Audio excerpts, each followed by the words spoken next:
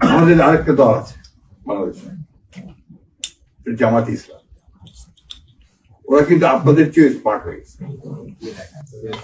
আপনারা কি আমার সঙ্গে এগ্রি করেন? কেন তাহলে আমরা কেন স্মার্ট হলাম না? আমরা কেন ওদের সঙ্গে লড়াই করে পারছি? এই জায়গাটা কারণ হচ্ছে যে আমরা টেকনোলজিতে পিছিয়ে গেছি, আমরা ডিভাইসে পিছিয়ে গেছি, আমরা নলেজ বেস দল তৈরি করতে পারিনি এখন পর্যন্ত। আমার দলকে তৈরি করতে নলেজ বেস।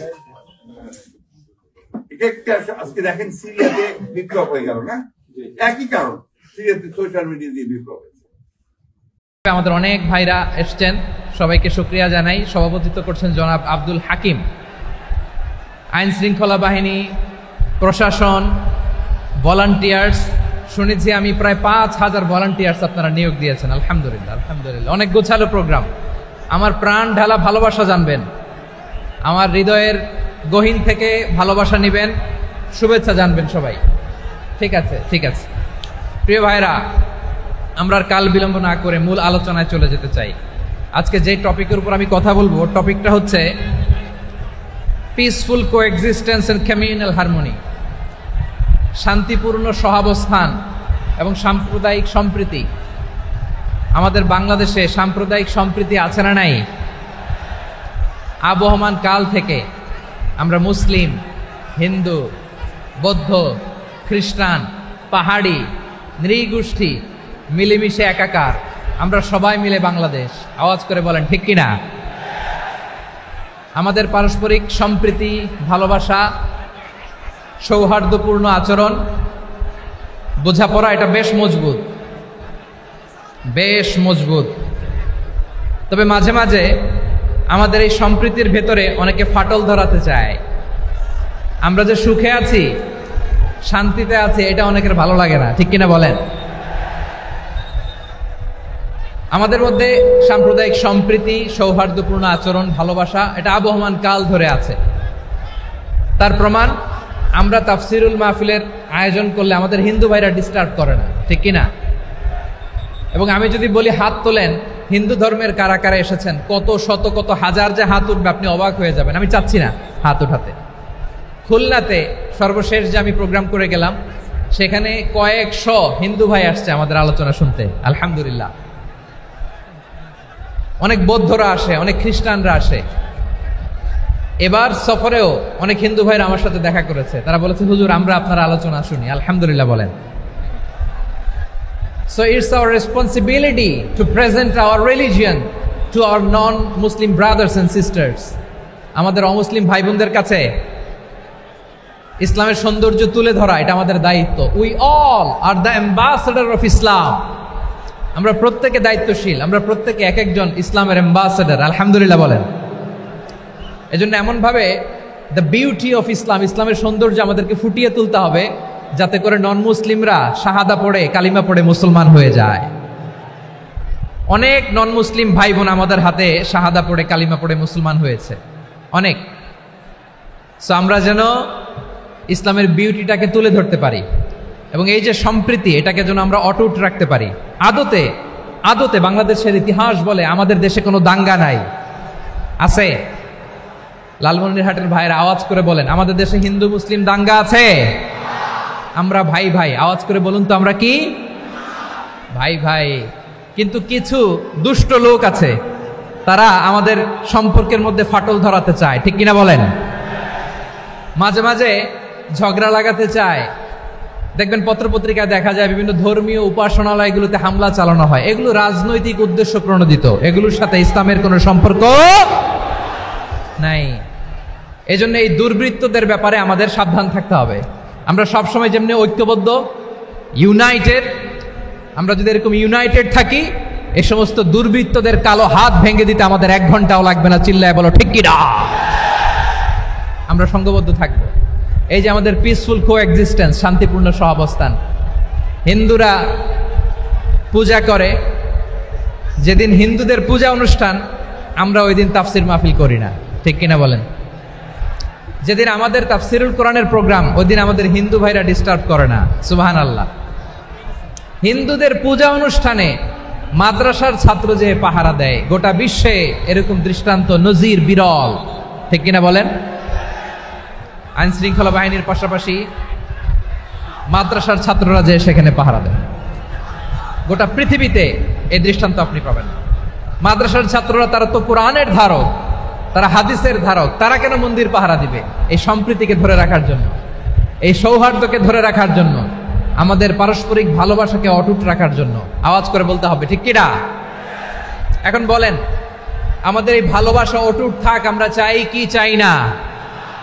আমরা হিন্দু মুসলিম মিলেমিশে শান্তিপূর্ণ সহাবস্থান, সাম্প্রদায়িক সম্প্রীতি, লালমনিরহাটের ভাইয়ের আওয়াজ করে বলুন, এই সাম্প্রদায়িক সম্প্রীতি আমরা চাই কি চাই না? আল্লাহ এই দেশকে তুমি বরকতময় করো, বাংলাদেশকে তুমি শান্তিময় করো। আওয়াজ করে সবাই বলেন আমিন। এই জায়গাটাতে সামান্য একটু আওয়াজ হচ্ছিল, এটাও থেমে গেছে, আলহামদুলিল্লাহ আলহামদুলিল্লাহ। এখন একেবারে everything is in my control, মাশাআল্লাহ। ঠিক আছে, আমি মূল আলোচনায় যাই। প্রিয় ভাইরা, আমি বলেছিলাম আমার আলোচনার বিষয় হচ্ছে শান্তিপূর্ণ সহাবস্থান, সাম্প্রদায়িক সম্প্রীতি। আমরা দেখব ইসলাম আমাদেরকে কি কি দিক নির্দেশনা দেয়। শান্ত হইতে হবে, খরগোশের কানের মতো কান দুটো আমার দিকে করে রাখেন। আমি এখনো উঠে যাব, হাত নাড়ায় লাভ নাই, আমি উঠে যাব। তাকায় থাকো আর কান খাড়া, আওয়াজ হবে না। হ্যাঁ, মাশাআল্লাহ মাশাআল্লাহ, ঠিক আছে। আমরা দেখব যে রাসূল সাল্লাল্লাহু আলাইহি ওয়াসাল্লাম এই পিসফুল কোএক্সিস্টেন্সের জন্য আমাদের কি শিখিয়েছেন, কি কি গাইডলাইন দিয়েছেন। আমরা 1 2 3 4 করে এগুলো আপনাদের সাথে শেয়ার করব।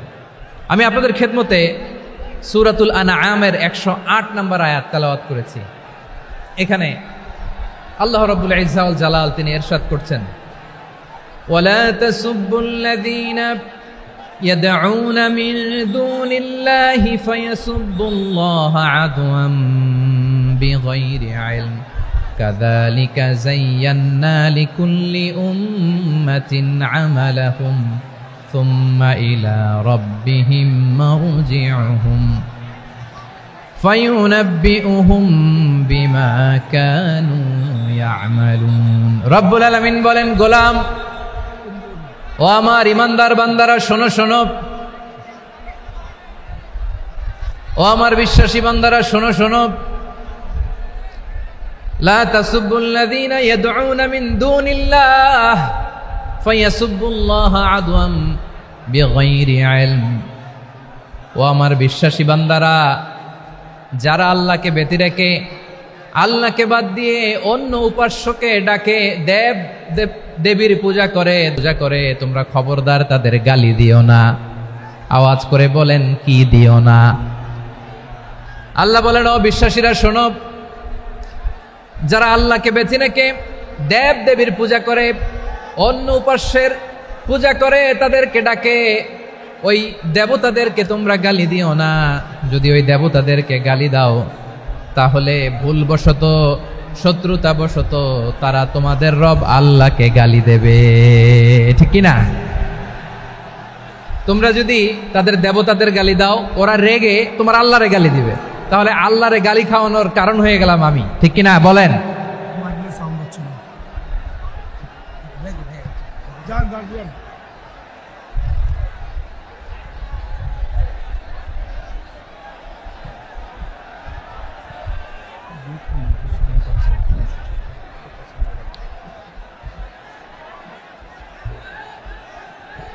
সম্মানিত ভাইয়েরা, এত বিশাল প্রোগ্রাম, মাইকের একটা সেটআপ থাকে, তারগুলো অনেক সময় নড়ে যায়, ধাক্কা ধাক্কিতে ডিসপ্লেস হয়, একটু ঝামেলা হবে।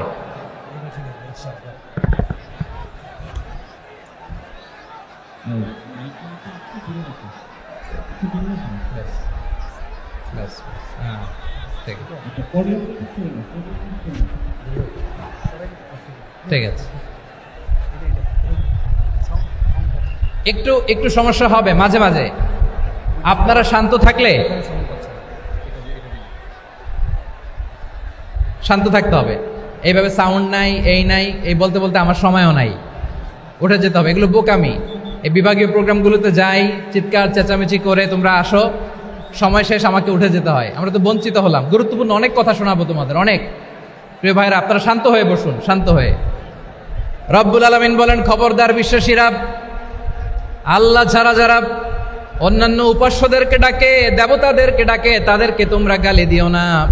ওই সমস্ত দেবতাদেরকে যদি তোমরা গালি দাও তাহলে তারা আল্লাহকে গালি দিবে, ঠিক কিনা বলেন? আমরা দেবতাদের গালি দিলে ওরা আল্লাহকে গালি দিবে। রব্বুল আলামিন বলেন, খবরদার দেবতাদেরকে গালি দিও না, তাহলে ওরা তোমার রব আল্লাহরে গালি দেবে। প্রতিটি জাতির জন্য তাদের কাজকে আমি আল্লাহ সুশোভিত করে রেখেছি, তারা সবাই একদিন আমার কাছেই ফিরে আসবে।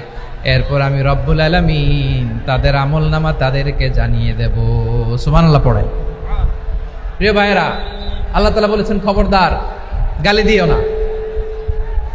আদেশটা কার? আওয়াজ করে বলেন তো। হিন্দুদের দেবতা দেবদেবীদেরকে গালি দেওয়া যাবে না। আওয়াজ করে বলুন প্রিয় ভাইয়েরা, এই আদেশটা কার? এই আপনাদের গলার আওয়াজ। অন্য ধর্মের দেবতাদেরকে যে গালি দেওয়া যাবে না, এই আদেশটা কার? আরো জোরে বলুন, কার? গালি দিবেন কোন দেবতাকে? দিবেন? যদি দেন তাহলে ওরা আল্লাহরে গালি দিবে। তাহলে আল্লাহরে গালি খাওয়াইলো কে? আপনি, ঠিক কিনা বলেন?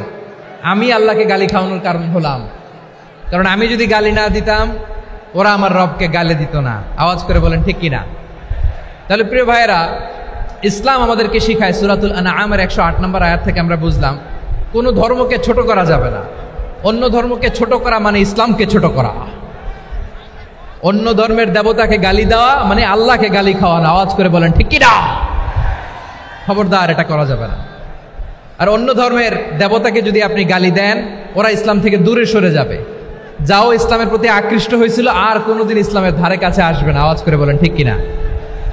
এজন্য কখনো কোনোদিন অন্য ধর্মের দেবতাদেরকে গালি দেয়া যাবে না। অন্য ধর্মের কোনো দেবতাদেরকে আমরা গালি দিব না, গালি দিব না, বরং ইসলামের beauty, the beauty of Islam, ইসলামের সৌন্দর্যকে আমরা তুলে ধরব। আমরা যদি বিশ্বনবী সাল্লাল্লাহু আলাইহি ওয়াসাল্লামের জীবনের দিকে তাকাই তাহলে আমি দেখব বিষ্ণু ইসলাম মক্কাতে কিংবা মদিনাতে অন্য ধর্মের লোকদের সাথে খুব পিসফুলি লাইফ লিড করেছেন। হোক মুশরিক, হোক খ্রিস্টান, হোক ইহুদি, বিশ্বনবী সবার সাথে মিলেমিশে ছিলেন। আলহামদুলিল্লাহ বলেন। ইসলাম হচ্ছে পিসফুল রিলিজিয়ান।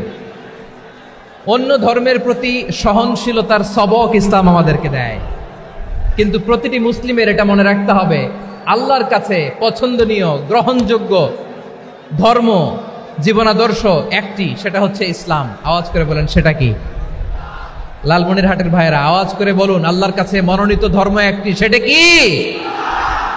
এজন্য রব্বুল আলামিন বলেন, ইন্নাদ-দীনা ইনদাল্লাহিল ইসলাম, আল্লাহর কাছে মনোনীত গ্রহণযোগ্য অ্যাকসেপ্টেড ধর্ম মতাদর্শ একটা, সেটা হলো ইসলাম।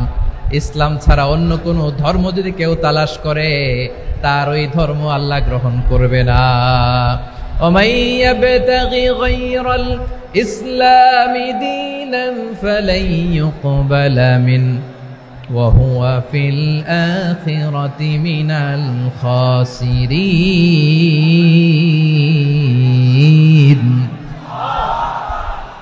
Whoever seek anything except Islam, that won't be accepted from him, and he will be loser in the day of judgment. কিয়ামতের দিন ইসলাম ছাড়া কেউ যদি অন্য কোনো ধর্ম তালাশ করেছে দুনিয়াতে, তার এই মতাদর্শ গ্রহণ করা হবে না, and he will be loser, সে হবে লুজার, ক্ষতিগ্রস্ত, হাই হাই কোম্পানির ম্যানেজার। ওর আমও শেষ, সালাও শেষ। আওয়াজ করে বলেন ঠিক কি না? এজন্য ইসলাম পেয়ে আমরা খুশি না বেজার?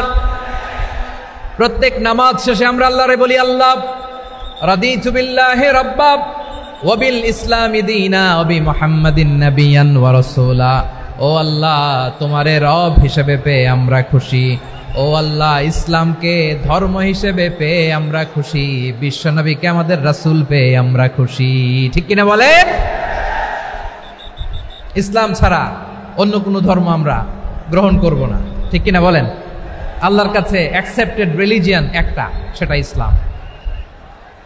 তো বিশ্বনবী সাল্লাল্লাহু আলাইহি ওয়াসাল্লাম মক্কাতে কিংবা মদিনাতে খুব পিসফুলি এক্সিস্ট করেছেন, যে কোনো ধর্মের সাথে মিলেমিশে চলেছেন। তার প্রমাণ আমরা যদি রাসূল সাল্লাল্লাহু আলাইহি ওয়াসাল্লামের বায়োগ্রাফির দিকে তাকাই তাহলে দেখব তিনি মুশরিকদের সাথে পিস ট্রিটি করেছেন, শান্তি চুক্তি, পিস ট্রিটি, পিস এগ্রিমেন্ট।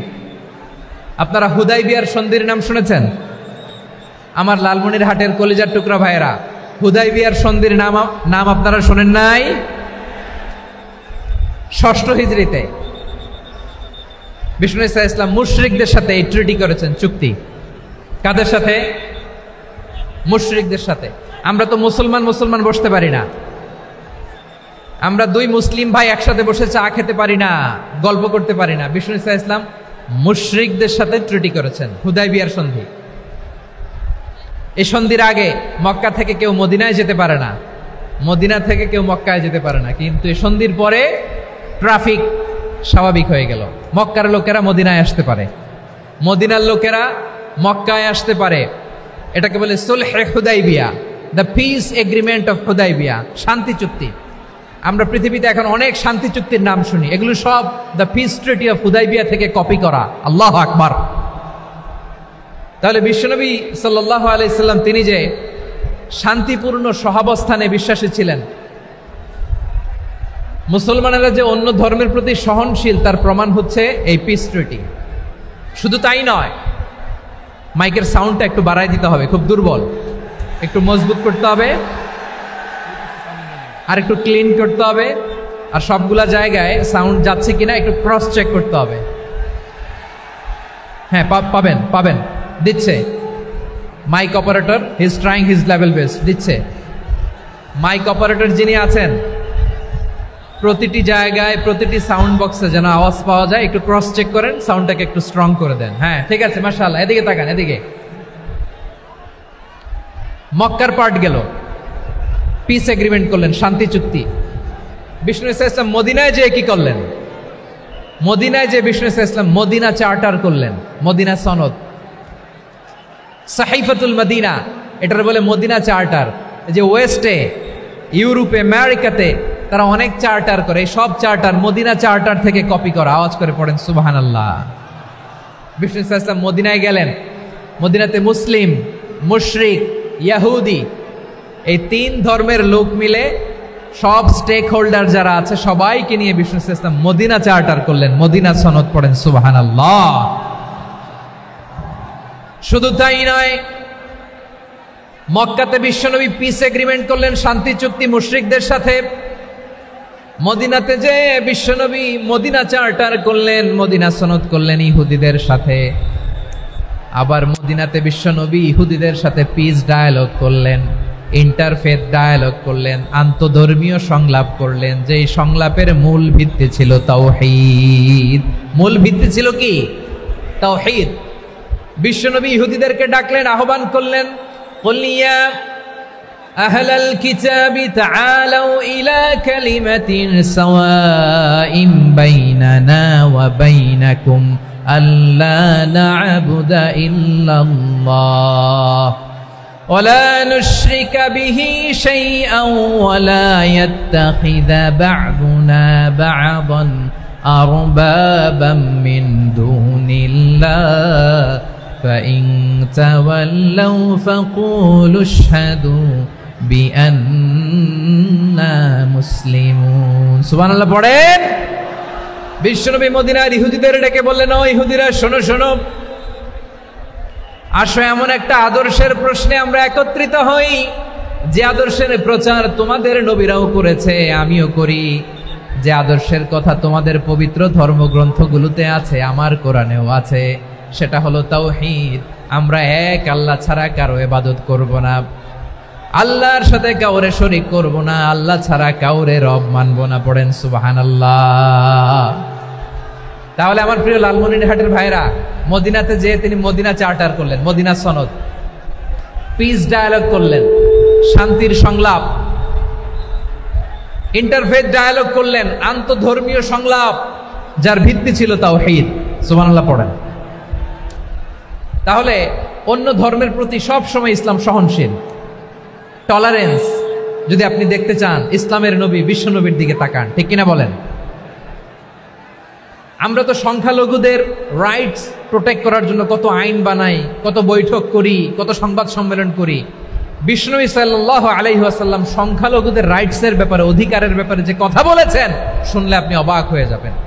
বিশ্বনবী বলেন, আলা মান যালামা মুআহাদান আও ইনতাকাসাহু আও কাল্লাফাহু ফাওকা তাআতিহি আও কাল্লাফাহু ফাওকা তাকাতিহি আও আখাযা মিনহু শাইআন বিগাইরি তিবি নাফসিন ওয়া আনা হাজিজুহু ইয়াউমাল কিয়ামা। খবরদার, জেনে রাখো, কেউ যদি কোনো সংখ্যালঘুর উপরে অত্যাচার করে, কোনো সংখ্যালঘুর প্রাপ্য থেকে যদি কেউ কাউকে ঠকায়, সংখ্যালঘুর উপর যদি কেউ কষ্ট দেয়, কোনো সংখ্যালঘুর সম্পদ যদি কেউ জোর করে কেড়ে নেয়, আমি কিয়ামতের দিন বিশ্বনবী ওই সংখ্যালঘুর পক্ষে আর ওই মুসলমানদের বিপক্ষে বাদী হয়ে দাঁড়াবো। সুবহানাল্লাহ বলতে পারলেন না? আল্লাহু আকবার। আপনি নামাজি, আপনি মুসল্লি, আপনি হাজী সাহেব, তাহাজ্জুদ পড়তে পড়তে কপালে দাগ ফেলে দিছেন, আপনার প্রতিবেশী হিন্দু, ভাবছেন আমার তো